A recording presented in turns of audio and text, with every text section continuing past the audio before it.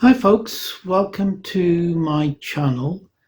It's been 2 or 3 weeks I think since my last video. Sorry about that, just sometimes life gets in the way. Anyway, I'm going to try and make up for it by doing 2 videos today. The second of which will be a book haul. But this one is going to be a follow-up to my video, which was a look at the books I'd read in the first 3 months of the year. This one is just going to look at the books I read in April. April happened to be quite a decent month for reading for me, given how slow I am generally in my reading.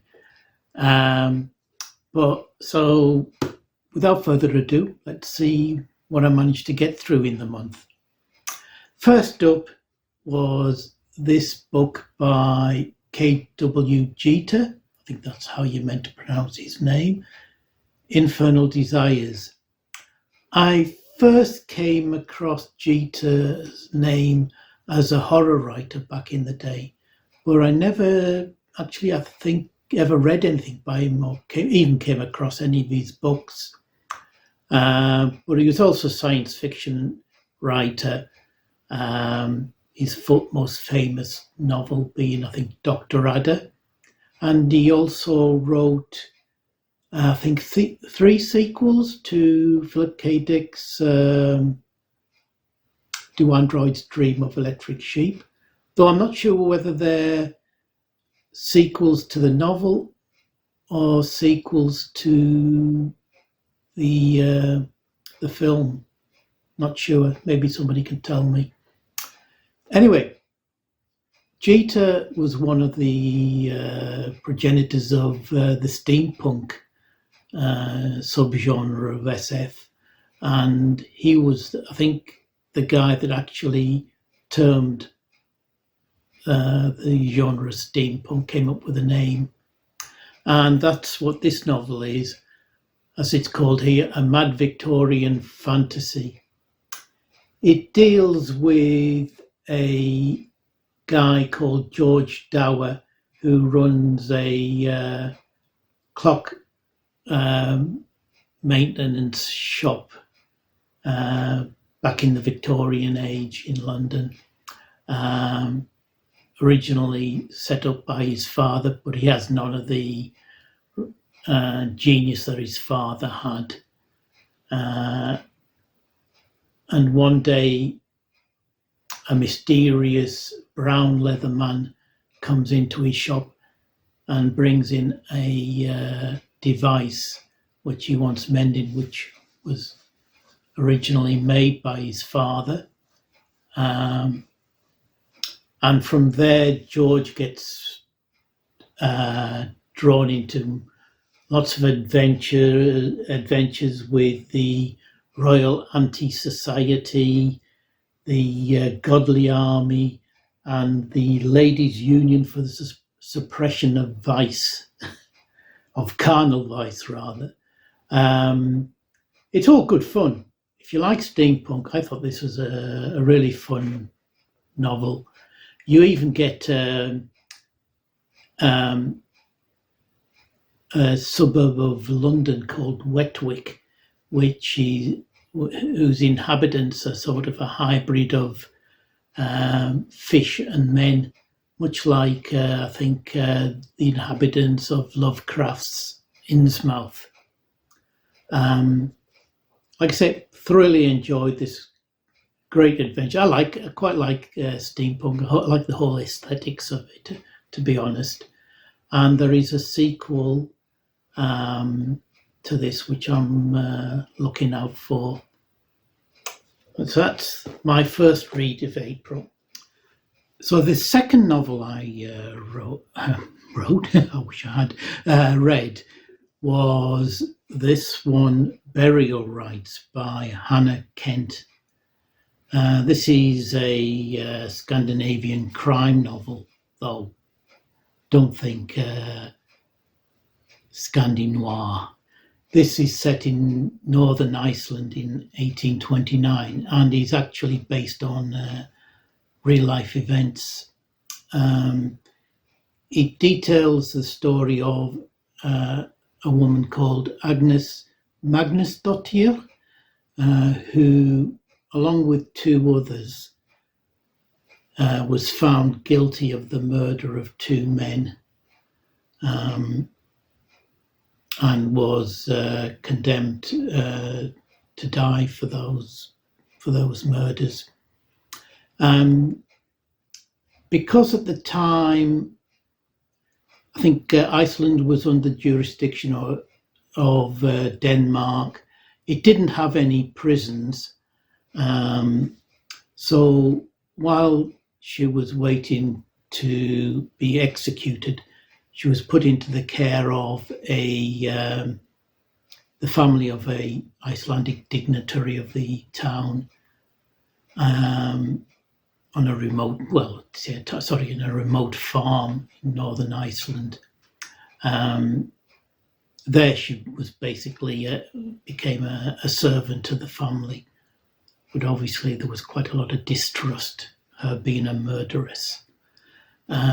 She was also assigned a young priest as a spiritual advisor who was to help her see, I was going to say the error of her ways, but to prepare her for her eventual execution and look after her spiritual needs. It's a wonderful book, and one of the best characters in here is Iceland itself and its culture in the early 19th century. I highly recommend this one. Thoroughly loved it. Like I said, possibly one of the best books I've read this year. My third novel was by one of the most critically acclaimed science fiction writers from the UK of the last 30, 40, 50 years, and that's Christopher Priest with his 1974 novel Inverted World, which is a nice Panelozend edition that I've got. This has got a bizarre premise, and it deals with a city which moves across a supposedly alien planet from south to north on railway tracks, and the engineers have to constantly take up the tracks from behind the city and move them to the front. So the city moves very, very slowly, and most of its residents aren't even aware that it's on rails. There are just certain guilds that are responsible for the engineering and the track laying, etc. And it's on all they know is that if the city stops moving, it will get destroyed, because the physics of the planet are seemingly very weird, with people and objects that become wider and flatter to the south of the city and thinner and taller to the north.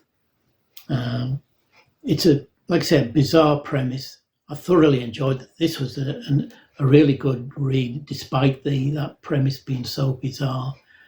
And it deals with mainly with one particular character, but also deals with the fallout from some population crisis within the city, and with attacks from the residents of the planet outside. I'm looking forward to trying some more by Priest. If this is anything to go by, I think I'm going to enjoy his other work. Now, I wish I could say the same about this next book that I read, and it's The Sodom and Gomorrah Business by Barry N. Malzberg, who's quite an acclaimed SF writer. But this is a really unpleasant novel that's probably meant to be satiric, dystopian in nature, but some people might call it homophobic and misogynistic. It's quite nasty. It deals with a future Earth where you basically seem to have two regions, one called the Institute, where the initial two main characters come from. They're being trained as enforcers who deal with keeping the population down in the New York City network outside of the Institute. And they go for a joyride one day and come across a family from the network, as it's called, who try and get their help to escape. But these two characters end up raping the wife, murdering her, and killing her child. They're then captured by a gang from the network, one of the many gangs. One of them's killed. The other is deprogrammed to try and help them in a potential revolution against the Institute. Like I said, Barry N. Malzberg's highly acclaimed writer. I've got some other novels by him. Now I'm hoping they're more pleasant than this was. I didn't enjoy this one bit really. Thankfully it was short, so I didn't have to DNF it. But there isn't a likable character in it. Like I say, it's probably meant to be that way, but I just couldn't identify with it. So unfortunately, I personally couldn't recommend it. The next book I read was on my Kindle, and that was The Tales of the Black Widowers by Isaac Asimov. Now, this isn't a science fiction novel, despite it being by Asimov. It deals with a group of men, I think all professional men, who meet periodically in a high-class restaurant or club, and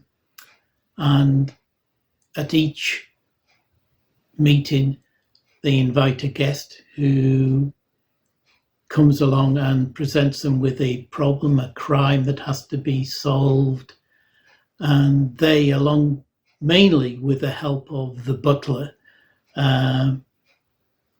solve these puzzles, these crimes. They're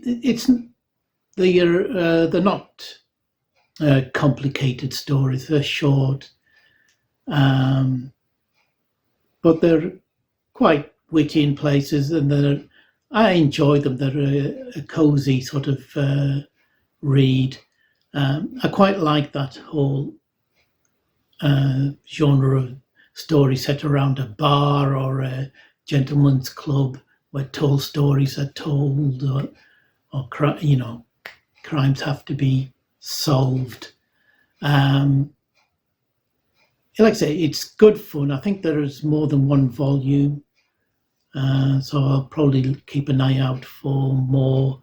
But if you're into sort of your Sherlock Holmes stories, Agatha Christie to an extent, then I think you'd quite enjoy these. Next was this short little book, Dracula's Death.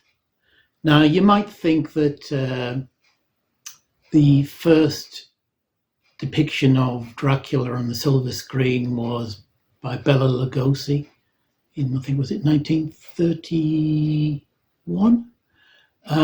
But this tells the story of the first motion picture to ever feature the character of Dracula. And that was Dracula's Death, which was a Hungarian silent film from 1921.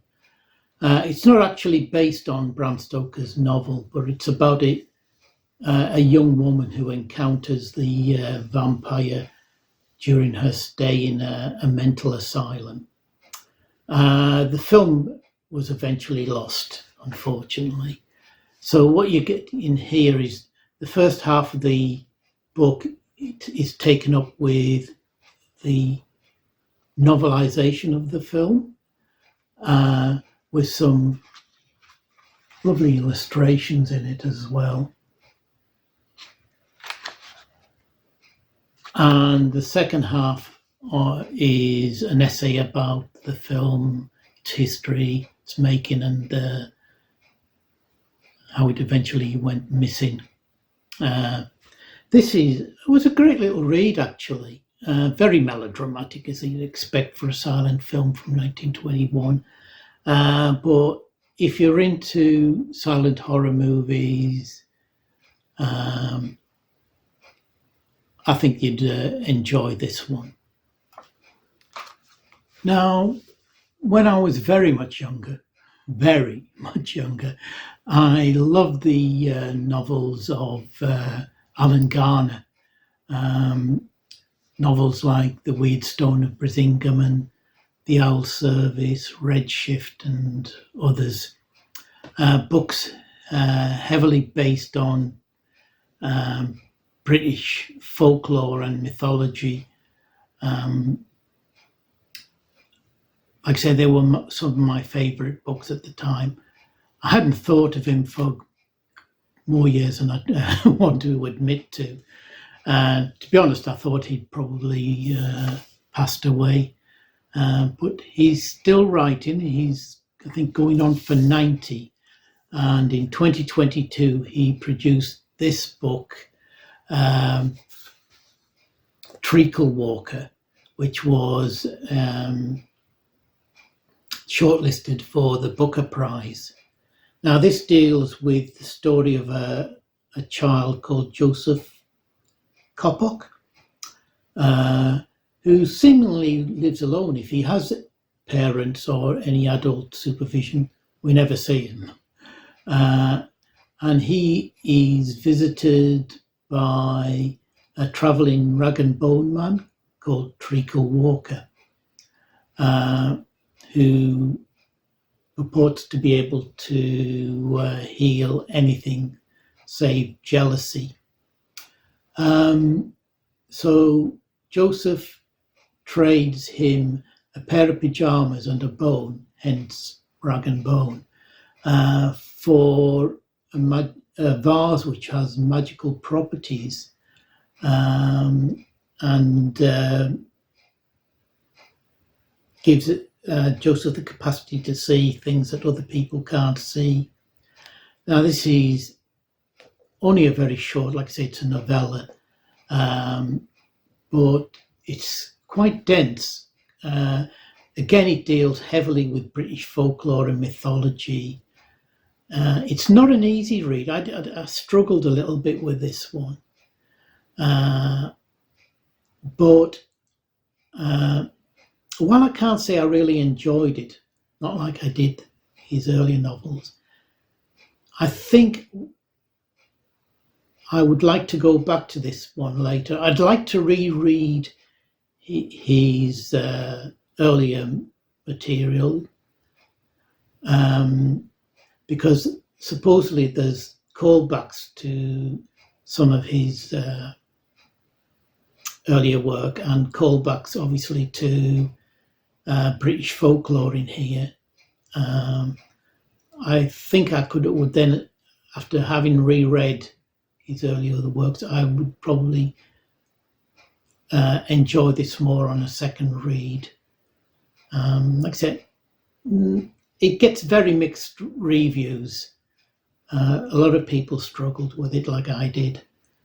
Others absolutely adored it. I'm somewhere in the middle with this, but I really do want to go back and reread some of his earlier work.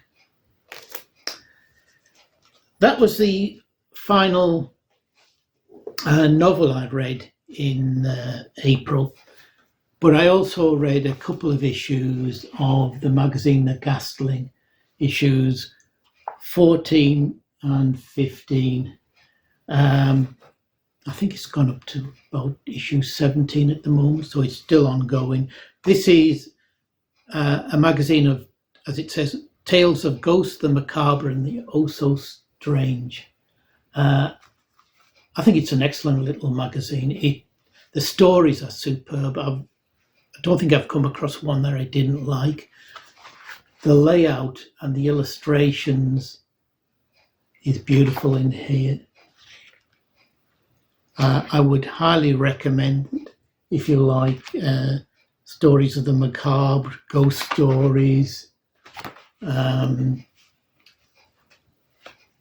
I've got about 4 or 5 of these now. Everyone has been excellent. If you look on Amazon, you can get a number of the copies very cheaply, like for about £3. But I will be trying, I think, to get the full set eventually, if they're all, Amazon do them all. But like I say, highly recommended. Great stories, but mainly, well, all by authors I've never heard of, but a wonderful little publication. So that was my reading for April. Next time I'll have to do, I think, May and June, and possibly July, because I must admit I haven't got through much this month, so I might be able to catch up in one video. So my next video will be coming very shortly, and that'll be another science fiction and fantasy book haul. And there are still plenty of other books that I wouldn't want to show. Anyway, I hope this finds you all well, and I wish you all the best, and see you soon.